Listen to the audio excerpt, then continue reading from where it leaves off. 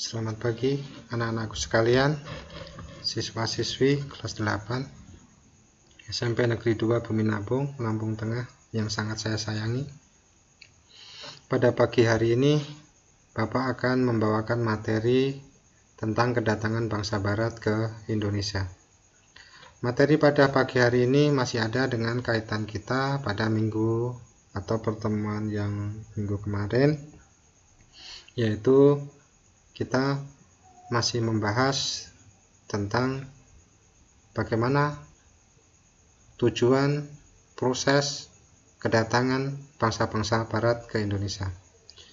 Kalau pada pertemuan yang minggu lalu kita membahas alasan atau faktor, di mana faktor yang mendorong mereka datang ke Indonesia adalah karena satu, kekayaan alam Indonesia, khususnya karena Indonesia menghasilkan rempah-rempah. Kemudian yang kedua, karena ada motivasi 3G, Gold, Glory, Gospel. Kemudian yang ketiga, karena adanya revolusi industri di Eropa. Itu pelajaran yang kemarin. Sekarang kita akan melanjutkan pada materi yang masih ada sambungannya dari pelajaran itu, yaitu kedatangan bangsa barat ke Indonesia. Nah, ini garis besar konsep pembelajaran kita hari ini tentang kedatangan bangsa barat atau Eropa ke Indonesia, yaitu meliputi satu, tujuan kedatangan bangsa Eropa ke Indonesia atau Nusantara. Kemudian bangsa-bangsa yang datang ke Indonesia nanti ada Portugis, di mana Portugis nanti akan ada beberapa tokoh yang melakukan perjalanan kedatangan ke Indonesia itu. Nanti ada Bartolomeus Dias ini, kemudian ada Vasco da Gama, kemudian ada Alfonso de Albuquerque. Setelah Portugis akan disusul dengan kedatangan Spanyol, di mana nanti ada Christophorus Columbus, ada Ferdinand Magellan. Kemudian ada Inggris, juga akan kita bahas dalam materi tentang kedatangan bangsa Eropa ke Indonesia. Terus yang terakhir, kedatangan Belanda ke Indonesia atau Nusantara, di mana latar belakangnya masih sama dengan yang lain, berkaitan dengan rempah-rempah, perluasan wilayah, juga ingin penyebaran agama Nasrani, di mana tokoh sentral nanti ada Cornelis de Houtman. Itu tujuan kita, garis besar materi. Nah, apa isi di dalam materi ini? Mari kita lanjutkan.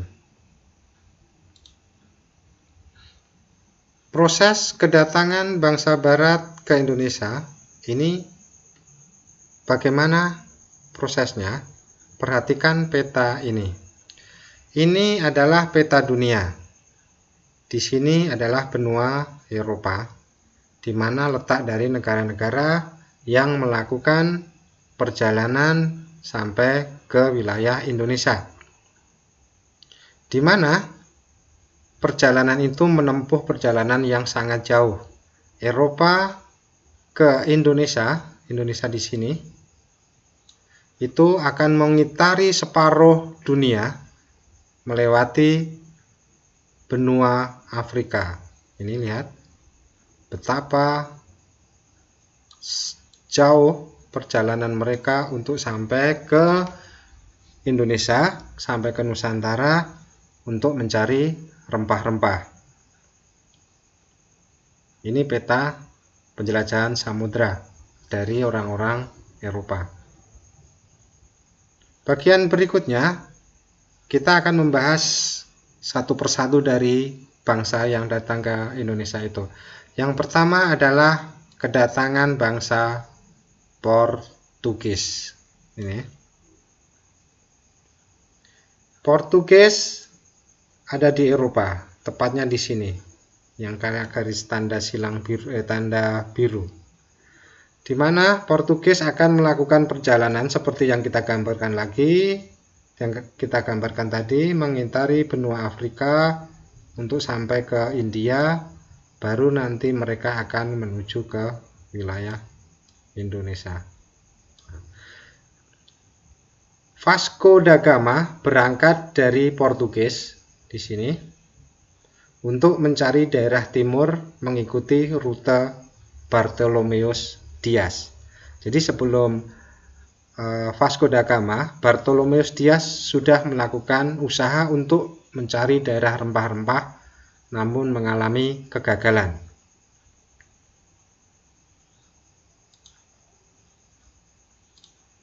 Nah, ini keterangan lebih lanjut untuk menjelaskan materi orang-orang Portugis itu seperti ini. Armada Portugis berikutnya yang mencoba berlayar ke Indonesia dipimpin oleh Vasco da Gama. Mereka berangkat pada tahun 1497 dan berhasil melewati Tanjung Harapan. Sewaktu tiba di pelabuhan Malinda di Afrika Timur, mereka bertemu dengan pedagang-pedagang Arab dan India.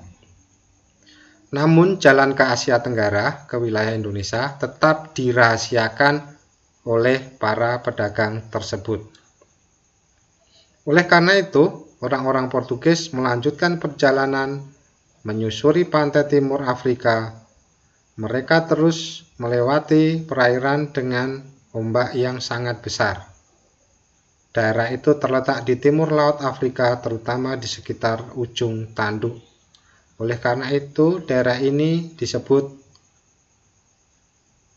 Guadavui atau berhati-hatilah.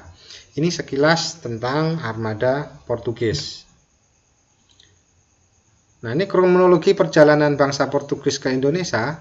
Yang pertama yang melakukan itu adalah Bartolomeus Dias. Mengawali perjalanan penjelajahan samudra tahun 1486 dari kota Lisabon dengan menyusuri pantai barat Afrika untuk ke India, namun perjalanan gagal. Tahun 1511, di bawah pimpinan Alfonso de Albuquerque, Portugis sampai di Malaka, yang sekarang adalah semenanjung Malaysia, tidak jauh dari Indonesia. Setahun kemudian, tahun 1512, nah ini Portugis sudah sampai di Maluku di bawah pimpinan Antonio de Abreu dan Francisco Serrao. Tahun ini adalah tahun untuk pertama kalinya orang-orang Eropa bisa masuk ke wilayah Nusantara atau Indonesia.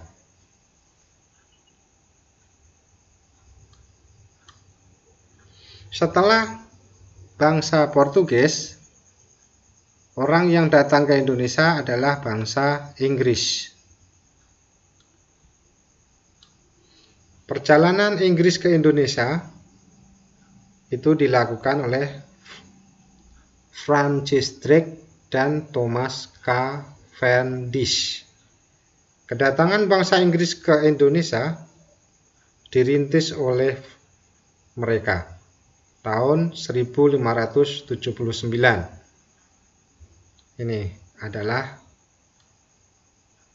tokoh-tokoh Inggris yang melakukan perjalanan ke Indonesia. Untuk lebih jelasnya tentang perjalanan orang Inggris, kalian bisa mencari literatur dari buku-buku yang lain.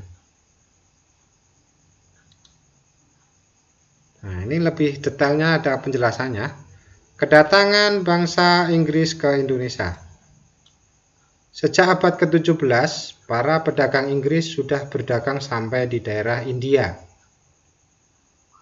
Para pedagang Inggris mendirikan kongsi dagang, yakni East India Company atau disingkat IAC. Dengan daerah operasinya adalah India.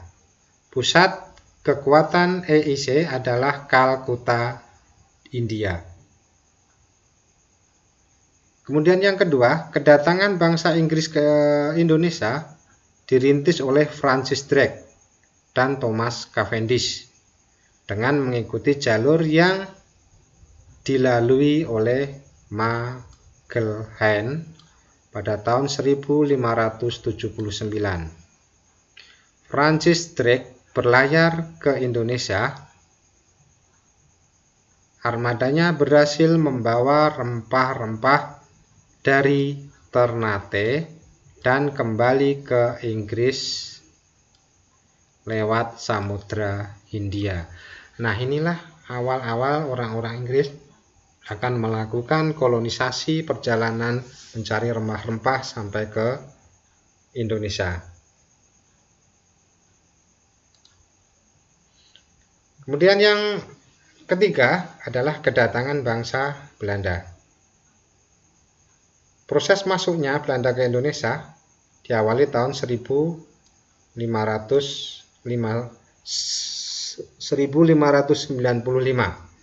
dengan armada yang terdiri atas 4 kapal dagang. Belanda berangkat ke Indonesia di bawah pimpinan Cornelis de Houtman.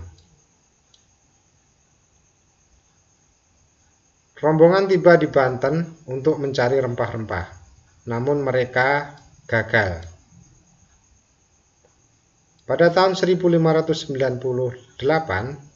Belanda di bawah pimpinan Jacob van Eyck datang kembali ke Banten dengan tujuan yang sama. Ini proses masuknya Belanda ke Indonesia. Nah, ini cerita singkatnya kedatangan Belanda ke Indonesia sampai terbentuknya VOC. Yang pertama, dahulu Belanda melakukan perdagangan di Rotterdam dan membeli rempah-rempah dari Lisabon. 2. Namun karena pada waktu tersebut Belanda masih di bawah jajahan Spanyol, maka terjadilah perang yang kemudian dimenangkan oleh Spanyol. Ketiga, dengan demikian Belanda tidak dapat lagi membeli rempah-rempah di Lisabon karena sudah dikuasai Spanyol. Nah, ini adalah latar belakang Belanda melakukan perjalanan sampai ke wilayah Indonesia atau Nusantara.